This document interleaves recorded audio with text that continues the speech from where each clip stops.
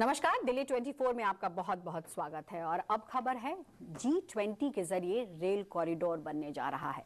किस तरीके का होगा ये रेल कॉरिडोर, क्योंकि G20 के जरिए भारत ने ये तो बता दिया है कि भारत का कद विश्व स्तर पर किस तरीके का है, लेकिन जब बात आती है व्यापार की और खासकर इंडियन रेलवेज की बात की जाए तो इंडियन रेलवे जाहिर तौर पर बहुत तेजी से बढ़ रहा है। और ऐसे में रेलवे कॉरिडोर अगर बनेगा भारत के बाहर तो किस तरीके का होगा, इससे क्या फायदा होगा आम जनता को और विदेश में इसकी शाख किस तरीके से बढ़ेगी, इस पर सीधे बात करने के लिए मेरे वरिष्ठ सहयोगी वरुण सिन्हा मौजूद हैं। आइए उनसे समझते हैं कि जो रेल कॉरिडोर बनेगा उससे सिर्फ भारतीयों को फायदा मिलेगा या फिर बाहर के रहने वाले विदेशियों को भी, और इससे चाइना को कितना डेंट होने वाला है। वरुण, देखिए, मुझे लगता है कि शायद ये एक बड़ा फैसला है G20 में, और किसी ने सोचा भी नहीं होगा कि आप इस तरीके से सबसे शक्तिशाली देश मिलकर ये फैसला लेंगे कि भारत से यूरोप तक रेल कॉरिडोर तैयार किया जाए।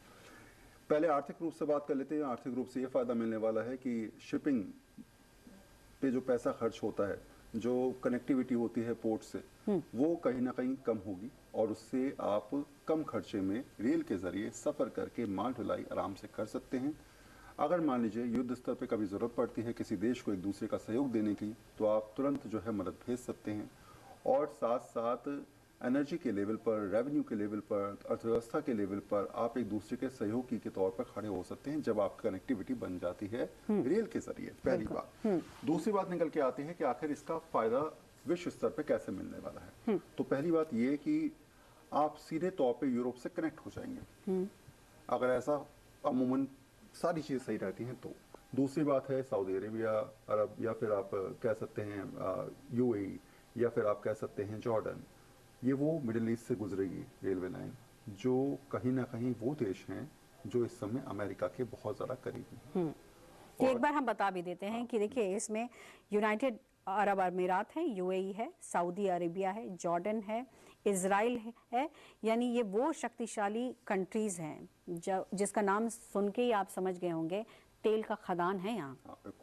और इस कंट्रीज पे जनरली जो है अमेरिका और चाइना की नजर होती है, और चाइना बहुत तेजी से व्यापार भी कर रहा है इन जगहों पर, और अमेरिका की भी नजर इसी कंट्रीज पे रहती है। ऐसे में भारत रेल ट्रैक अगर वहां से लेकर जाता है तो बहुत महत्वपूर्ण होगा। आप सोचिए कि शायद एक पूरे परिदृश्य बदल जाएगा। आपको याद भी होगा कि अभी हाल फिलहाल में G20 में ये बात निकल के आई कि भारत विश्व की 5वीं महाशक्ति है, और अगर इस महाशक्ति को आगे बढ़ना है तो कहीं ना कहीं ये समझाना होगा कि इस रेल कॉरिडोर के जरिए उन बड़े देशों के साथ संपर्क हो पाए, जब जरूरत पड़े सब एक दूसरे का साथ दे पाए। आप समझिए कि पाकिस्तान पे लगातार जो है वो चाइना वहाँ पर कॉरिडोर तैयार कर रहा है, रोड्स तैयार कर रहा है।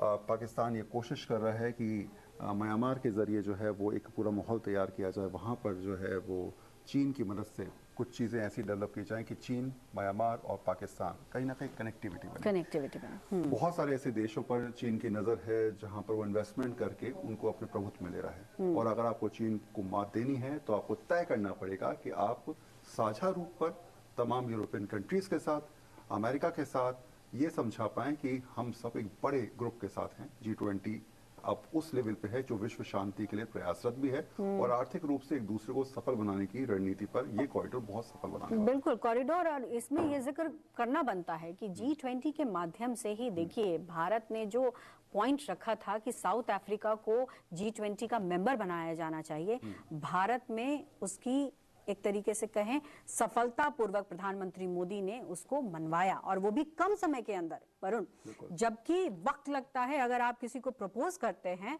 तो साल 1.5 साल का वक्त लगता है, इन्होंने जून में प्रपोज किया है और सितंबर में। मैं उस बयान को सुन रहा था जो उनके प्रमुख ने कहा। उन्होंने कहा कि मुझे लगा कि शायद पहले बात होगी, चर्चा होगी, चर्चा के बाद कहा जाएगा ठीक है वक्त लगेगा बताएंगे, लेकिन जिस तरीके से कहा गया कि आप कुर्सी ग्रहण करिए, वो भावुक पल था अफ्रीकन कंट्रीज के लिए, और शायद यही वजह है कि हमारे लिए गौरव का क्षण था।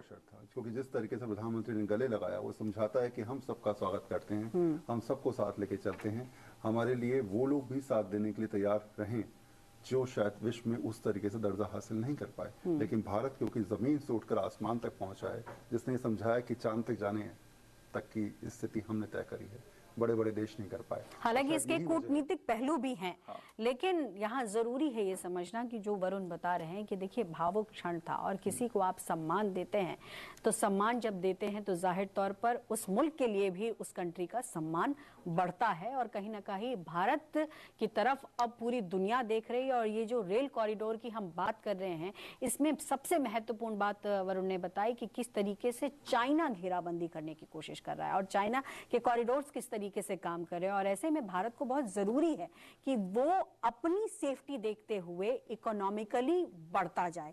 और ऐसे में मिडिल ईस्ट कंट्रीज में अगर आप पांव रख रहे हैं रेल के माध्यम से तो रेवेन्यू तो जनरेट होगा ही, साथ ही साथ आप मजबूत भी होंगे एक देश के तौर पर। क्यों वरुण? मुझे लगता है कि बिल्कुल आपने सही कहा और शायद यही वजह है कि रेल कॉरिडोर का एक जो सपना देखा है G20 के मंच से तमाम बड़े देशों ने, वो सोच यही है कि आने वाले दिनों में अगर आपको सबको एक साथ चलना है और ये समझाना है कि अगर कोई भी टेढ़ी आंख से भारत को देखेगा तो सभी लोग एक साथ हैं। और केवल भारत ने भी तय किया कि हम सब साथ हैं, तो अगर आपको भी कोई टेढ़ी आंख से देखेगा तो भारत आपके साथ खड़ा हुआ नजर आ रहा है। बिल्कुल। और देखिए मुझे लगता है ये सब देश जो हैं ये कहीं ना कहीं भारत के पक्ष में दिखाई पड़ रहे हैं और कहीं ना कहीं वो झुकाव भी है कि रास्ता भी दे रहे हैं।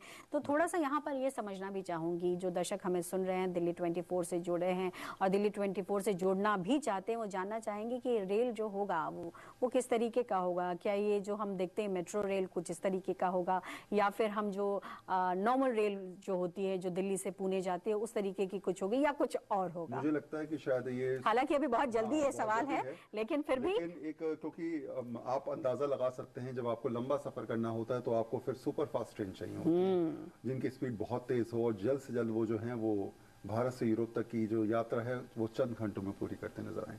क्योंकि आपको ये भी तय करना होगा कि यूरोप की जो फ्लाइट है वो कितना टाइम ले रही है और अगर आप ट्रेन से सफर करते हैं तो वो कितना टाइम लेगा। तो पहले ये तय किया जाएगा कि सुपर फास्ट ट्रेन बनाई जाए उस कॉरिडोर में जो आसानी से माल ढुलाई भी कर सके, यात्रियों को पहुंचा सके। और मेरे हिसाब से पहला फोकस जो रहेगा वो ये रहेगा माल ढुलाई कि जो सामान है उसका आदान प्रदान किया जा सके, जरूरत के हिसाब से एक दूसरे को मदद भेजी जा सके और अगर कोई परिस्थिति खराब होती है तो रेल नेटवर्क के जरिए एक दूसरे का हाथ थामा जा सके। मुझे लगता है पहली शुरुआत यही होगी। पैसेंजर्स के तौर पे वो आगे भविष्य में क्या स्थिति बनती है वो देखा जाएगा, लेकिन अभी रेल कॉरिडोर यही सोच के साथ है कि शिपिंग पोर्ट्स का जो एक बड़ा लॉट है, जो बड़ा व्यस्त इलाका है, उसको थोड़ा भार कम करके दूसरी तरफ डाइवर्ट किया जाए। बिल्कुल। तो रेल कॉरिडोर के जरिए सिर्फ ये नहीं होने जा रहा है कि भारत जो है वो आर्थिक तौर पर मजबूत होगा, बल्कि कूटनीतिक तौर पर भी और कई फ्रंट पर भारत जो है इससे आगे बढ़ेगा। तो उम्मीद और कामना यही है कि इस तरीके के प्रोजेक्ट सफल हों, देश इससे आगे बढ़े और हमें वही प्यार दुलार मिले जो विश्व भर के बाकी देशों को मिलता है। भारत इसीलिए चाहता है और कहते भी है भारत में जब भी कोई आता है तो मेहमानों का स्वागत बहुत अच्छे से करता है और शायद वो हमारी परंपरा है। तो हम अगर कुछ करते हैं तो जाहिर तौर पर भारत अगर ये प्रयास करेगा तो यही चाहेगा कि जहां जहां से गुजरे उसको वही प्यार और दुलार मिले। इसी और मैं अपने दर्शकों से कहूंगा कि इसी प्यार दुलार की हम भी आपसे दरकार है हमें भी। हाँ, और मुझे उम्मीद है कि इस प्रकार के वीडियोस देखने के बाद आप लोग हमको सब्सक्राइब भी करेंगे और लगातार हमारे वीडियोस पर कमेंट्स के जरिए बताएंगे कि आखिर किस तरीके से हम लोग जो कर रहे हैं उसमें आप अपेक्षा रखते हैं और आपके सवालों के जवाब देने के